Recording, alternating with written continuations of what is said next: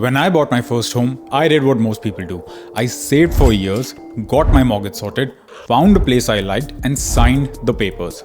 I got a lot of it right, but there were 6 things I did not know at the time.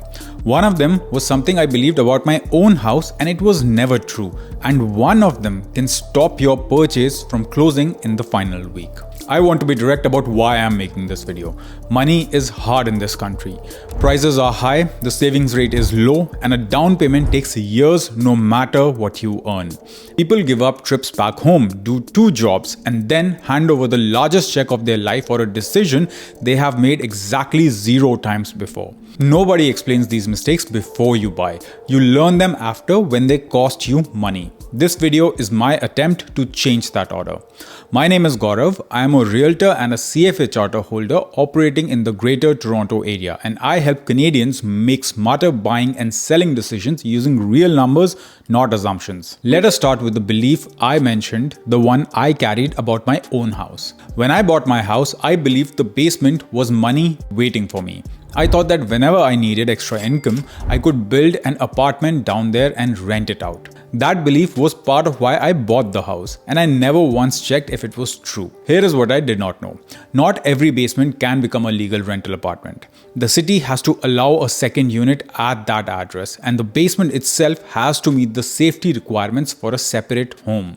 It needs enough ceiling height, it needs proper windows, and it needs its own separate entrance. Some basements can get there with reasonable work. Some basements never can. And some can only get there at a cost that kills the entire point of the rental income. So here is exactly what you do. Have your realtor check whether a second unit is allowed at that address. Have someone qualified look at whether that specific basement can become rentable or not. And do not trust the words in the listing. Phrases like in-law suite, income potential, and separate entrances are marketing language, and marketing language is not a legal status. If a basement unit is truly legal, then paperwork exists to prove it, so ask for it. If that paperwork does not exist, then the rental income is not real yet. All that is real is the cost of getting there. The second mistake is about price. When you are new to the market, the asking price is the only number you can see, so it becomes your measure of what the home is worth. But in the GTA, the asking price is a strategy, not a value. Some sellers price high because they are not in touch with what the market is doing. Other sellers price low on purpose because a low price attracts a crowd and the crowd creates a bidding war. So the asking price can sit above the real value or far below it. The only number that tells you what a home is worth is what similar homes actually sold for nearby. And that is the number most first-time buyers never look at. And at that time, I was one of them. I had never checked what similar homes had sold for. I walked in with the asking price in my head, the negotiation heated up, and I kept going. I got the house, but I paid more than I needed to. You can avoid this with one conversation with your realtor. Before any offer, ask for the recent sold prices of similar homes in that pocket. Ask how long they sat in the market and whether they sold below, at, or above asking. Those sold prices give you a reference point, so you judge the home with real numbers. That is the difference between negotiating and hoping. I lost money because I negotiated without a number. Know yours before you start negotiating for your home. The third mistake is about what protects everything other than price, and those are your conditions. When you write an offer, you can attach conditions to it. A financing condition gives you a few days to confirm your lender will actually fund this exact purchase, and an inspection condition gives you a professional look at the house before you are logged in. When I was buying, I treated those conditions as weaknesses. I wanted my offer to look clean and competitive, so I kept as few as I could. That is exactly how most buyers think, because somewhere along the way, a clean offer started to sound like a smart offer. Here is what I understand now. This is the largest purchase of your life, and conditions are the only exit ramps you get. Your lender does not lend against the price you agreed to pay. They lend against what they think the home is worth. If those two numbers do not match, the difference comes out of your pocket, and without a financing condition, there is no stepping away. The inspection condition works the same way. A repair you negotiated into your offer is a plan. The same repair found after closing is a debt. So here is how you avoid my mistake. Keep your financing condition and your inspection condition in every offer you reasonably can. Will that cost you a deal once in a while? It might, but weigh the two outcomes. Losing a house costs you a few weeks of work and another house always comes. But buying the wrong house costs you years of savings. The fourth mistake is about choosing between a resale home and a pre-construction. I never made that choice.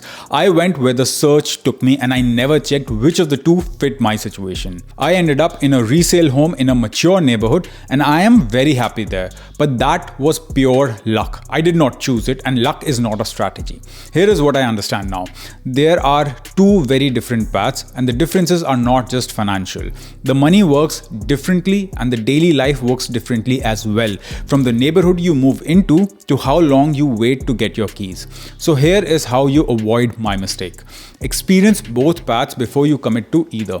Keep going to resale showings in the neighborhoods you like. And at the same time, ask your realtor for pre-construction options. Visit the sales center, walk through the model homes, study the floor plans and renderings. Feel what a mature street offers you and feel what a brand new community offers you. Then, if the financials work on both, the decision comes down to your preferences. And by now, you would have built a real one. I have a full video comparing resale and pre-construction in this market and it is linked below to help you run that comparison. When you commit, it should be a decision you consciously make. Now let's talk about the fifth mistake. The fifth mistake is about the parts of the house nobody looks at during a showing. When I walked through my home, my eyes went where everyone's go. The kitchen, the floors, the light. I never asked how old the furnace was. I never asked about the air conditioner, the roof, or the fence. I was buying the house and I completely ignored many parts that run it. Now here is what I understand now. Every one of those things has a lifespan and every one is an expensive replacement. If the roof and the furnace are both near the end of their lives, then you have signed up for two expensive projects, whether you price them in or not. When you know these ages before you offer, you can use them to negotiate. When you learn about them after closing, then all you can do is pay for upgrading them. And there is a second layer to this one, and it is more serious because it decides whether your purchase can close at all.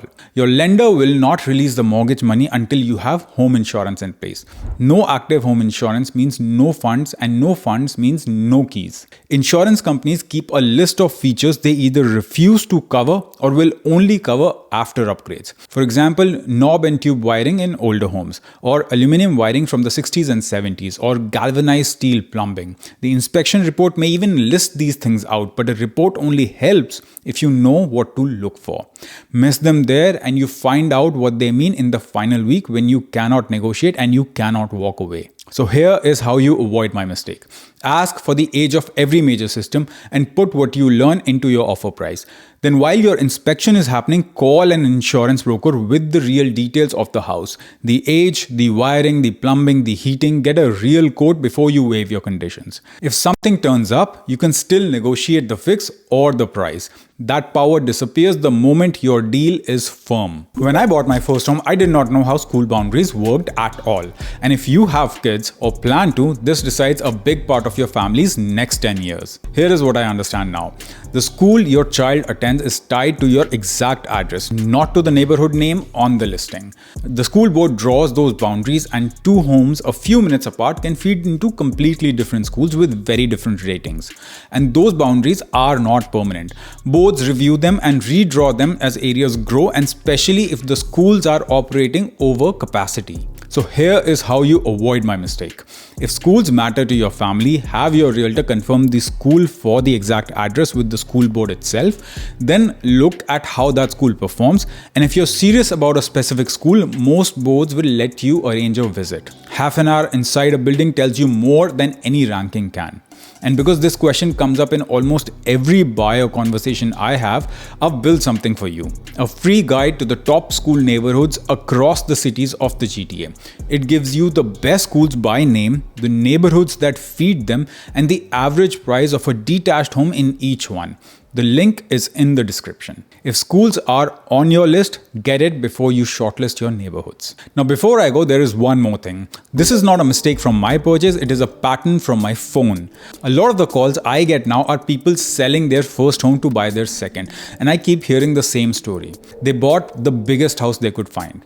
Biggest lot, biggest backyard, because that is what making it looked like. And now they tell me they enjoy that backyard once or twice a year and they maintain it every single weekend. In the exact years they are working the hardest and earning the most, their weekends belong to a lawn they walk past all week.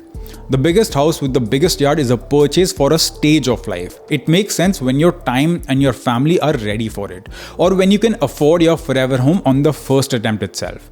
Until then, buying the maximum size you can afford buys you maintenance, not a lifestyle. And it points to a bigger truth about every home you will ever walk through. Some things you can change and some things you cannot. You can change the floors, paint and kitchen. You cannot change the lot, the location, the commute, the noise or the school boundary. Judge every home on what you cannot change, because that is what decides its value when you leave. Now, none of these mistakes happened because I was careless. I saved, I researched, and I still missed every one of them because these lessons hide in the corners of the process. And nobody shows you the corners until you have paid for them. I have closed over $25 million in real estate in this market, and the buyers who do best are not the smartest ones in the room. They are the ones who ask the right questions before they sign an offer. If schools are a part of your search, then download the free Top School Neighborhoods guide from the link in the description. The best schools by name, the neighborhoods around them, and the average detached price in each one across the cities of the GTA. It is the starting point I wish I had. And if you're ready to talk through your own situation, your numbers and your plan, you can book a call with me using the link below. If this video saved you from making even one mistake, then share it with someone who is about to buy their first home. Thanks for watching, and I will see you in the next one.